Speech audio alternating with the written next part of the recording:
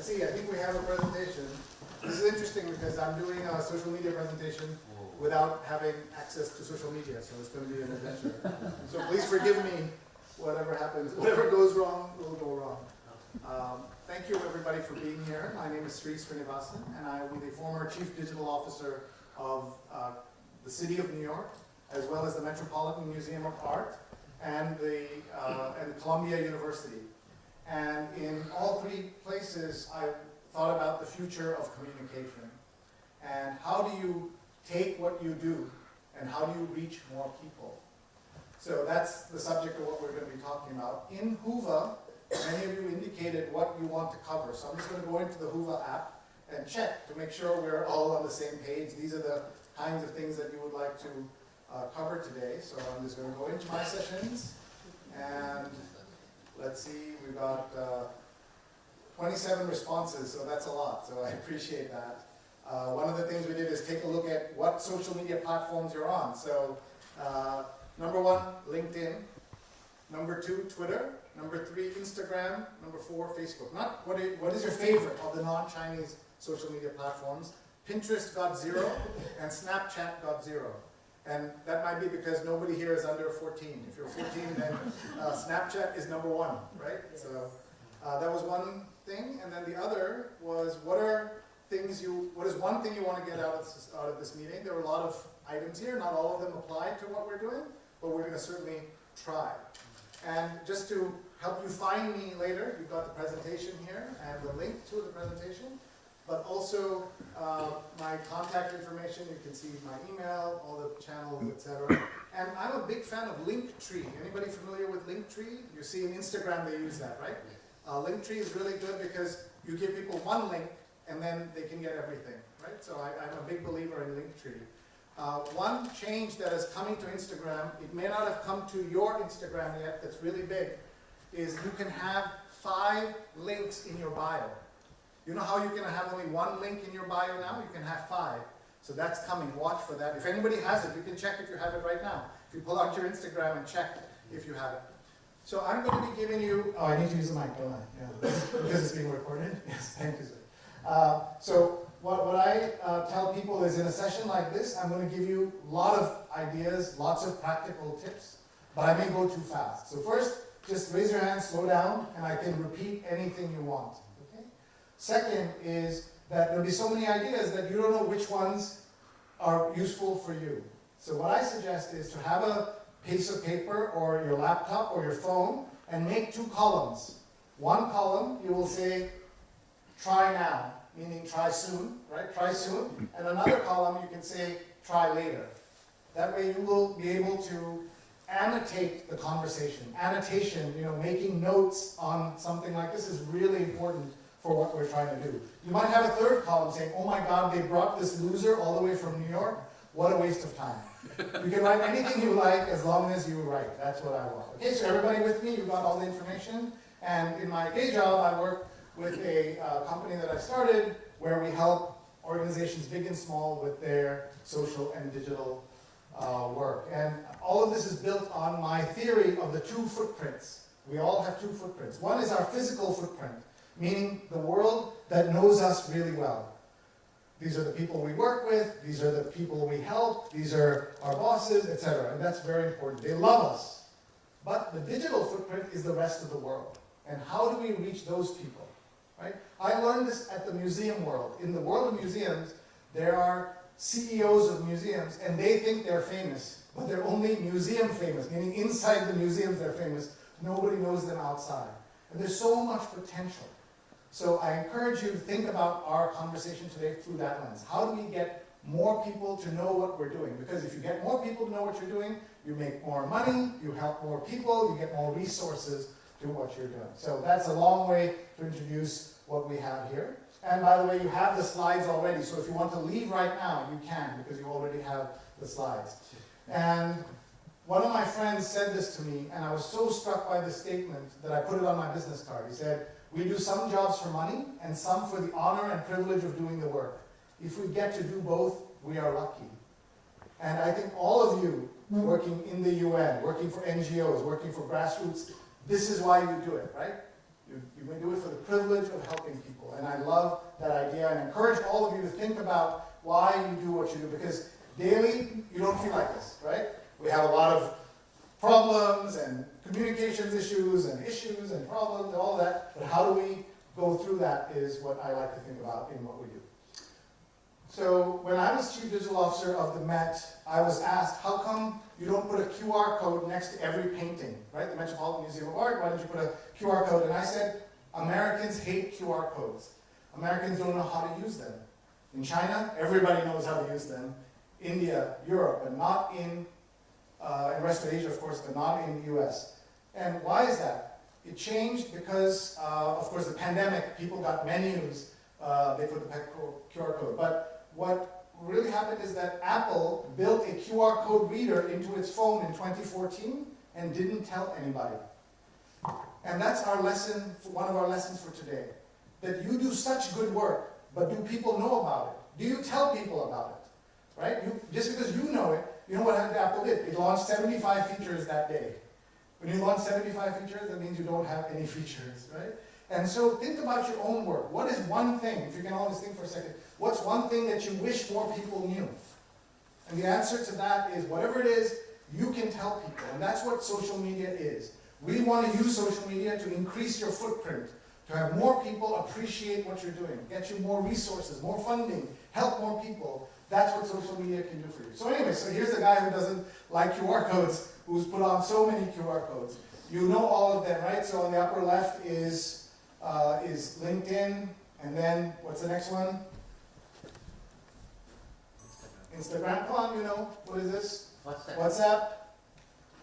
Snapchat, again, nobody under 14. Messenger. Yeah, Venmo, you might know. If you want to send me any money, you can send me money right now. Just take out your phone and send me some money. PayPal. Twitter. This is Twitter. TikTok. And this is my old favorite way in which they used to do WeChat, but they don't do the bread anymore. Do you know what happened to the bread? Well, they now move to cat. I see just a plain boring thing though now on my QR code. Anyway, so this is, and then I have my link tree in the middle. So this is just to show you the range of ways you can reach people, but the most important thing here is not any of these. What is the most important thing on the screen on the upper right? My email address, right? In a TikTok world, email still matters.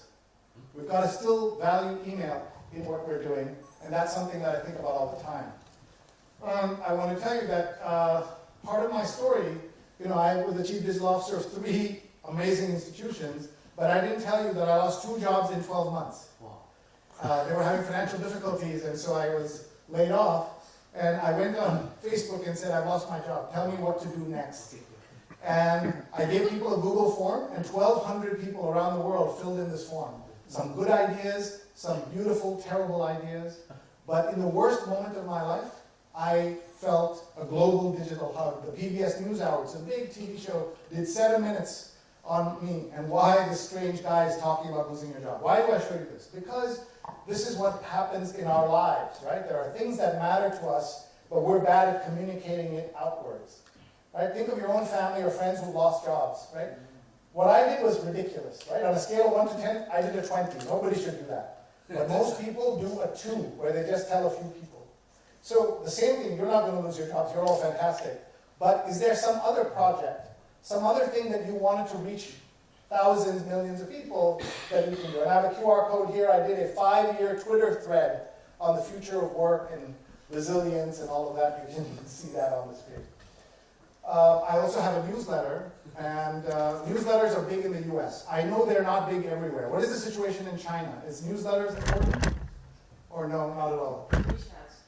WeChat articles are important, but newsletters, we use Substack, and this was, as you know, we just passed a moment where we had 6 months of his ownership and 1 year of his threatening to buy Twitter happened at the same time. And I asked DALL-E, which is a generative AI, you know, the ChatGPT video, photo, to draw him as a boss baby, and they made that. Yeah, exactly. Sorry, did you get the picture you needed? Yeah. Oh yeah, you have the slide. You can leave, please. So everything I do is based on this slide. Okay, this is the most important thing I will tell you today. That the scarcest resource of the 21st century is human attention. How do we get, keep, and grow attention to our projects? And what I love about data experts and data scientists, and I work with them all the time, is you know your stuff so well, but how do you tell that story? How do you pull, you remember somebody said today a 50-page report, somebody said 50-page report, what's the one item you want to tell everybody? In New York, there are two famous museums, many famous museums. One is the Metropolitan Museum, the other is MoMA. Have you heard of it? The Museum of Modern Art. Very famous. They tell you there is one exhibition this year, and if you miss it, you're a loser. At the Met, we have 17 museums mushed together, so we have 45 exhibitions. So what happens? So nobody gets promoted properly, right? Here, they say, okay, what is the one thing you want to leave this report with? What's the one thing, two things, three things maybe, but not 57 things, not 50 reports. Like, go, focus. That's what I will ask all of you to do. Think about how can you focus more on what you're doing. By the way, this was said by Les Hinton, who's the publisher of the Wall Street Journal. If you're tweeting, you can tweet at him right now and say, hey, at Les Hinton, we're talking about you in Hangzhou, and he will suddenly appear here, of course. Okay, that's the magic of Twitter, that you can do that. So first I'm going to give you the dirty secret of social media. That almost everyone will miss almost everything you do. Right? We have this idea that I put out a tweet and everybody has seen it. In fact, nobody has seen it. And that's really pathetic, right? Now, there is a way to get everybody to see it. Do you know what the answer is? No, until you make a mistake. Make a mistake and then everybody will see it. Right? That's the danger of social media.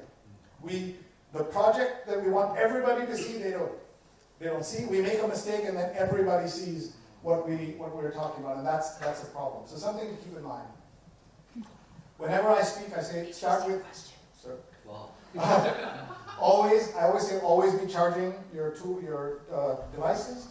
Always be connecting, right? Please connect with each other. That's what I say on Hoova, on LinkedIn, all of that. And then always be collecting is about using, like I'm giving you some 30 slides here. You'll never look at them again. But if you leave today and take pictures of 2, 3 slides, you will look at them and you're waiting for a bus or something. Not just me, any conference, right? Thousands of slides come your way.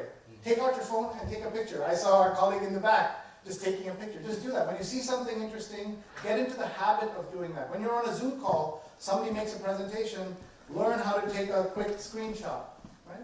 So that you're in the habit, always collecting, making a difference. And then always be learning, because things are changing every day. Not just on Twitter, Instagram, so many new features coming out every week, so many new things are happening. And I want to tell you, LinkedIn is underappreciated. We're not in this room because you guys said number one is LinkedIn, but look at this. I say it so often that people quote me on Twitter saying that it's underappreciated. So how can we use LinkedIn better? What can we do with it? There's so many tricks and tools and things that you can do with it, and there's so many opportunities for that as well.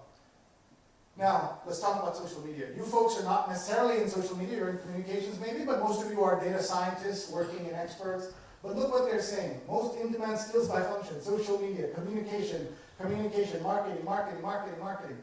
So no matter what your business is, you're in marketing, right? Like normally I'll ask, what do you do? People will say, I'm an expert, and I say, no, you're in marketing. Your job is to tell your story. I'm joking, of course, right? But it's no point having such a great story if you don't tell the story. How do you get it out there? How do you get it to more people? And of course, we're not going to cover everything in a 30-minute session. And the top networks 2023, you can see here. So somebody made a list of the most important channels, and you can see a lot of Chinese channels here, and they forgot to put LinkedIn. How is that possible? 500 million people use it, and they forgot to put it here. That's why LinkedIn, and who owns LinkedIn? Microsoft, right? Big corporation, and people forget about LinkedIn. Especially as Twitter's dying slowly, LinkedIn has become more important. What I tell people about LinkedIn is a way to show off your expertise. If you think about Instagram is to show off your life, you know, you're drinking some fun drinks and you're dancing and you're going to sunsets and all of that, that's what Instagram is. But LinkedIn is for showing off your expertise. And what is one of the big secrets of the 21st century? Expertise matters. And your expertise matters. Right? So that the more you know, and you add this extra layer of communication, you're going to do so well. Right? I've heard stories here about how well the UN does on social media, in Chinese social media, right? Sometimes you have 100,000 people watching something, reading, commenting. That's huge numbers. Why? Because you're already doing good work. And then you accelerate it with social and digital. And you all know Louise, who's here, who's from the UN China. She's a great communications expert herself. So I'm not sure why she's here listening, but thank you. One of the complaints about Facebook is that we don't like the algorithm, right? You all heard this, right? Well, you can fix the algorithm, because the algorithm lets you pick something called See First. You can have up to, you can pick up to 30 channels, people that you want to see first. So if you're tired of seeing garbage on Facebook, it's because you have not chosen the 30 items you want to see. So please go ahead and do that. The second thing is legacy contact. Are you familiar with this? So legacy contact is assign someone in your family or your friend to be your legacy contact, so that if and when you pass, it gets made into a memorial. And I can tell you, I'm telling you to do this now. I'm asking you as a favor to me. Please do this, but you won't do it. Because people don't listen, okay? I'm telling you, pull out your phone, tell your friend, be my... but first warn them, because they may think you're dying or something. So my mom sat in on many of my sessions, and she didn't do it, and she passed in January. I was blessed to be with her. She had a wonderful ending, as much as it can be wonderful. She was beautiful, and but she did not do this. You know who the pain? Like our pain at the worst moment was magnified by people posting things and asking questions. It was terrible. So I needed to call my friends at Facebook to change it. So if you do that now, if and when, it'll make a difference. I can promise you that it matters. So please try to do that. It takes you 30 seconds. You just Google Facebook legacy contact and do that. Okay, moving on. And this is what you do. So you say see first. So you can do it like this. Right? Everybody got that? Okay. All right, so let's talk about what is social media about. Right? Social media is about storytelling. You had pointed that out. And it's really important to tell the stories. Think about all the great work you're doing, right? And how do we tell people so that they understand what is this? Why is this important? Right? How do you pick that one thing and tell that story about that one thing? Instead of trying to tell all the things, there's a great lesson I learned as a teacher and speaker from somebody saying that as a speaker, you go to a conference with a suitcase full of things. You know, remember the Samsonite suitcase? You're dragging this big suitcase full of wonderful things that I want to tell you. But what you really need is a toiletry bag. Right? The toiletry bag is the 5, 6 things I want you to leave with today. Not the giant suitcase that I'm carrying to this. But we all do that with our social media, for our organizations. We want to tell everybody every wonderful thing. That means nobody will learn to listen. But if you think toiletry kit, right, instead of suitcase. So how do we make sure we're using that toiletry bag? I need to come up with a better analogy maybe, not to talk about toilets in the morning in a conference. Next is social media is about visuals. What are the visuals we're using? How are we doing this? So I have this idea, I call it a thumb stopper. Every time you post something, you need a thumb stopper. Why? People are on their phones like this all day. Stop their thumb, right? What is the one thing you want them to see? And so it can be a picture, graphic, image, anything you want. But post a thumb stopper every time, and you can do that very easily. Social media is about moments, not about the entire journey. Right? You can think about when you've gone with your family to a wonderful vacation, you don't remember the whole airline and the getting to the front desk and they say you can't check in for another 3 hours. That's not the things, right? The moments, what are the beautiful sunset, or whatever it is, those moments, think about that rather than the whole journey. And social media is about trust. What are the things that they trust you for? So you have to be so good that when I say something happened, people believe me, right? When Michael Jackson died, there's a company in America called TMZ. Some of you may have heard it. It's like a salacious gossip. But they said Michael Jackson died. I knew it is 100% true if they said it. Because for them, that's like the president resigning for Washington Post. Right? It will be, Washington Post will not mess up that story of the president dying or resigning. TMZ will not mess up Michael Jackson dying story. And that's what you need to be. In your field, so trusted, you're already trusted, but in the greater field, what can you do to be trusted? This is at this point where I bring in my Twitter and I show you things I can't do that, because we're working off of a PDF. Social media is about relationships. one of the things that we did at the Met is it's okay for you to post every day about whatever you're doing, but make relationships, connect. So we connected with other museums. So the Met, we had 17 Van Gogh paintings, paintings by Vincent van Gogh, and we connected with museums around the world who have 1, 2, 7, 10, and the Van Gogh Museum in Amsterdam, I don't know, they probably have 50, I don't know. And we would all share each other's Van Gogh paintings, because then people would pay attention. The other Van Gogh story I'll tell you is that, you know how you're sitting with your principals, like your CEO or your executive director, chief, and you're sitting there and they give you updates, right? Every department gives you an update. And one of the departments said, our 17 Van Goghs are together for the first time in 20 years. And everybody nodded, and we just moved on. And I said, whoa, your 17 Van Goghs are together, first time in 20 years? That's a campaign, that's a story, right? And so we just started doing that on social, and people came to see the 17 Van Goghs together. So you have to push, what is that one thing, what is that moment, what is the way in which you can do that? Social media is about generosity.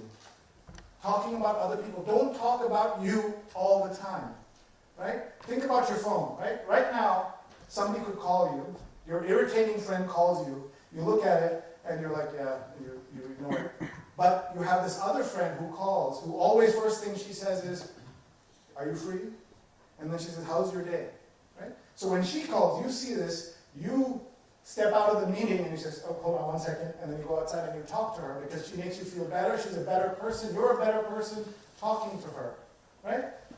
And then that other friend, the first friend will ask you, how come you didn't reply to me? And you'll say, I was busy. Even if you were not busy, you will lie, right? You hit the ignore button.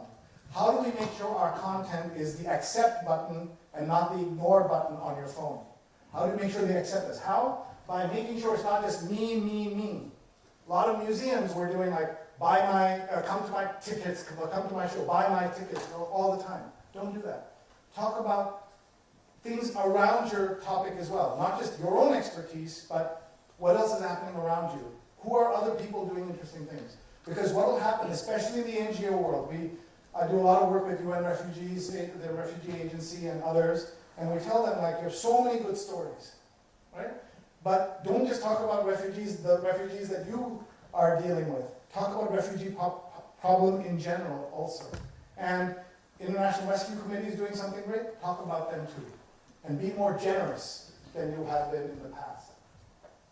Social media is about people. It's not about the things, it's not about the stats, it's not about the report, it's about people. How do you highlight people in everything you do? If you do that, you can be very, very successful. Sorry, I'm kind of speeding up here, going as fast as I can.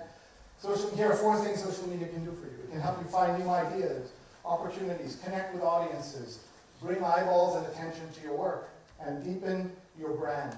And this could be for individuals as data experts, but also for your organizations. Think about, some organizations do 1 and 2 really well, 3 and 4. Very few do all of them. And there's a rubric you can use to say, okay, is this a successful social media? I can look at somebody's social media for 2 weeks, and I can tell you whether to hire him or not, hire her or not. Because you can judge so much from social media, and you can see it. But I want to tell you, social media is hard. I posted something, I got 185,000 impressions. I got, great, I'm going to get thousands of new followers. How many followers did I get? 1 follower, right? Why? Because that's just human beings, right? You see great content, sometimes you follow, and sometimes you just, whatever, move on, right? I'm telling you, how many of you are going to do Facebook legacy content? The answer is going to be 0. Nobody's going to do it, because even if I tell you it'll be really good for your family, you still won't do it. That's how we are as human beings. I had a great day on social media. I got 225 new followers. I got the formula. I'm going to be successful on social media. Then what happened? Same content. That many people left me the same day for the same content. How is that possible? Right? Including, I'm not looking on the screen because I get upset. Somebody I helped get a job, he unfollowed me. So I'm not going to look because I get angry. But this is what we think. We think we're so great. This is what happens. Every time you post something, people will step away. So on social media, it's not who follows you that matters. It's who follows you that matters. Meaning, influential people should be part of your circle. You can have thousands, millions of followers, but Do you have the right 1,000 followers? Do you have the right 100 followers is what I would ask you. So here's refugees. We use a tool called Triangulate. And here they have 2 million followers. That's great. But look at this. Their top 100 followers have combined reach 500 million people. That doesn't mean that 2 million people are not important. It doesn't mean only 100 are important. But it means how do we make sure that we're reaching everybody, but reaching our 100 most important people in what we're doing. The thumb stoppers I was talking about, and by the way, if you want to reach out to Mitra, you can say at Mitra, we're talking about you. So I use tools like, so I'm going to show you a bunch of tools you can use with your phone. You don't need fancy production to do this. Pic Collage, Canva, you all know the story of Canva, incredible tool. It's free. You can use it on your, how many of you have Canva in your office? Only 3, that's interesting, yeah. If this was America, it would be like 80% would have that. It'll come. It's an Australian company started by a woman, Melanie Perkins, so it was fantastic. Here's another thing, I use Typorama app, right? That's a thumb stopper. I made that in about 2 minutes on my phone. I like to do this. This is, my wife often will say something and say, Sri, don't tweet that, and I'll say, too late. It has already been tweeted. And so she said this when we were in Italy. Right? Another tool, IGM Play. If you can, there's so many things that you can use. You know, iPhone has now built a GIF generator on your phone so you can shoot as a GIF on your phone in messages. And there are so many apps out there, but when we built the Met app, we said 3 attributes: simple, useful, delightful. Most agencies, when they're building something, they don't say simple, useful, or delightful. Like, how do we cram everything into it, right? So simple, useful, and delightful is something you can see. And how many people here use Bitmoji? Any Bitmoji users here? You all know what Bitmoji is? I like Bitmoji because he has better hair, and he's 10 pounds lighter than me, so I like him a lot. So now I'm going to give you, before we're almost done, we have time for questions, I'm going to give you just a chance to ask anything you like. So please go ahead. Yeah. Sir, I think I can just raise a point. Sure. What about the trend of generative AI at the moment? Because we have an image, Sure. you probably can use data to duplicate these images, and then like as ChatGPTs, they rely on data scientists that comes on this field. Yeah. And this is a forum, so maybe you can give. Sure. I'll give you my thoughts on generative AI just generally, and I've written 2 essays in my newsletter about it. I will say that there is so much potential with it, so much power, so much danger. Yeah. But we are panicking too much, as with everything. You remember when something comes along and everybody panics. There was a thing called chat roulette. Some of you who are parents may remember in the 2000s, it's a thing where you open your browser and you hit a button and you meet somebody, stranger in the world comes on, right? And you can imagine suddenly, oh no, all kinds of perverts would start showing up, and parents were like panicking, oh no, chat roulette is the worst thing in the world. I did TV, I was invited as a guest to speak about the danger of the chat roulette, and now nobody even remembers it, right? So I say, this too shall pass, or it'll get worse, is what I would say. So I wrote an essay where I said, you know, people are scared about ChatGPT. And what I say is, this is actually not, you know, it is, ChatGPT right now is the least capable it will ever be. The least capable it will ever be, and we're already scared. It's going to get more powerful, more strong, but we have to use it. We're human beings. I hate the idea that we should pause it, because that won't work. And by the way, Elon called for pausing it, do you remember? Yeah. And then what did he do? Next week he launched his own ChatGPT equivalent, right? So, and by the way, he funded ChatGPT also originally. So don't go by Elon, but just by like trying to think about how do we use it for what we're doing. There's a wonderful Homer Simpson cartoon where Bart says, "This is the hottest summer of my life," and you know what Homer says? It's the coldest summer of the rest of your life, right? And we laugh, but it's tragic, right? If we don't laugh, we'll be crying all day. So let's get a couple more questions, and I have one final thing to show you. Yes. And we are on. What is the next after this? Is there a break? Is there a lunch break, or does anybody know? Yes, lunch. Lunch. Okay. So what I'll do is we'll end on time, but I'll stay up here and answer questions. My close is 0, so I don't know how long you can stay. But if you have questions of us, you can ask us as well. Yeah. All right. Thank you so much for the presentation. Very interesting. So I understand that digital presence is very important. but also you make this point that everyone is going to see it or remember it, right? So how do we reconcile those facts? Should we still do this? Yeah, great question, and I appreciate your asking that. And it's an existential question. What's the point of doing all this if nobody sees it, right? And the reason you want to do this is because not everybody will see it, but the right people will see it. Is there a young person out there who sees your post about what you've done in, in India? Your organization helped some farmer, and then they say, okay, we're going to do that too. One of your colleagues, I don't know if this is a public story, but one of your colleagues told me that she said to her mother when she was 10 years old that I'm going to become a doctor and help people in Africa. And she's now one of your colleagues. She grew up to become somebody who helped that, right? So those days there was no social media, but your post, your photograph, your Instagram might inspire somebody, or a funder who's not doing anything. I'll give you another really good example. When you go to the Gates Foundation, has anybody been to, in Seattle, Gates Foundation, you've been there? Yeah, so they have an article that was written by Nicholas Kristof. You know him, some of the New York Times writer, he writes about poverty. And there's an article saying that there's a malaria problem in the world. And Bill Gates saw this one article, he tore it out of the newspaper, and he wrote a note to his father who was doing philanthropy for him, and he said, maybe we can help. Those 5 words, Gates Foundation came.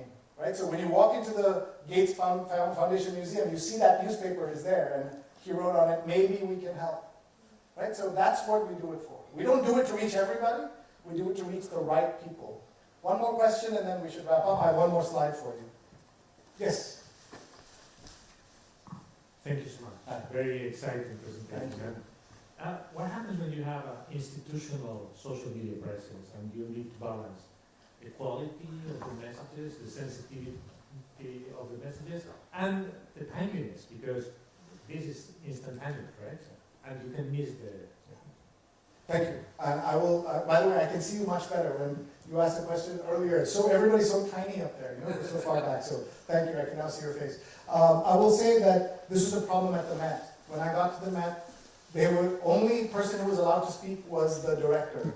We had blogs, but no comments. The comments were turned off because they didn't want two-way communication. By the time I left, we changed the social media. We made a social media policy that said nobody can tweet to, with guardrails, with training, you can tweet. You can post, you can share, but you need training. Training is the most important part.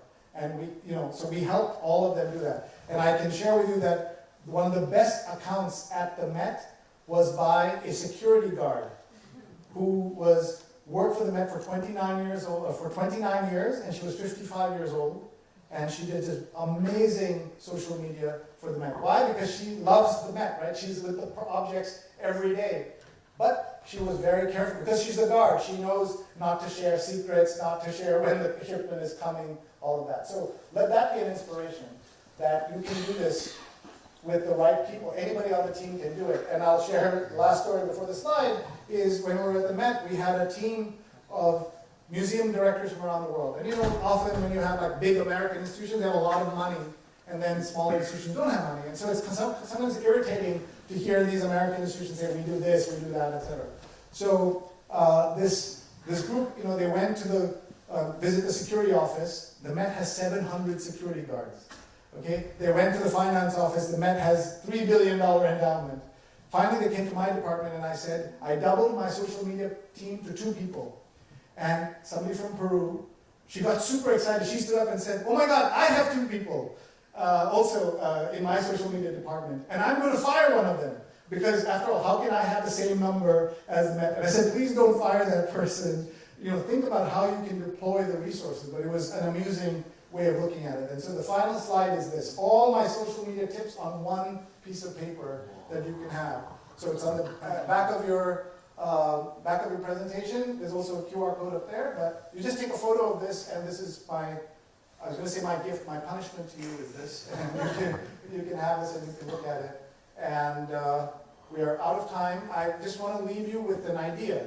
And that is that what I said before. You are doing such important work every day. Every day you're helping thousands, millions, tens of people. How are you telling that story? And who are you telling the story? And the timeliness of when you tell the story, what platform. Those are the things that make the decision. Right? I usually do this workshop 2 hours, 3 hours. We did it in 30 minutes. And I'm so grateful to you. What did I say? The scarcest human resources. Does anybody remember? Human attention, right? Human attention is the hardest. You gave me all this time. You gave me close. Thank you so much, everybody. We'll see you soon. Thank you. Stick around, and Nicholas, would you come up? I have a theory: selfie or it did not happen. So, Luis, come on, you come to Luis. Okay, all right. Selfie or it didn't happen. Let's see if we can get this. Okay, here we go. Everybody, almost everybody's there. All right, here we go. Almost everyone. 1, 2, 3. Thank you. Thanks, everybody. Enjoy your lunch.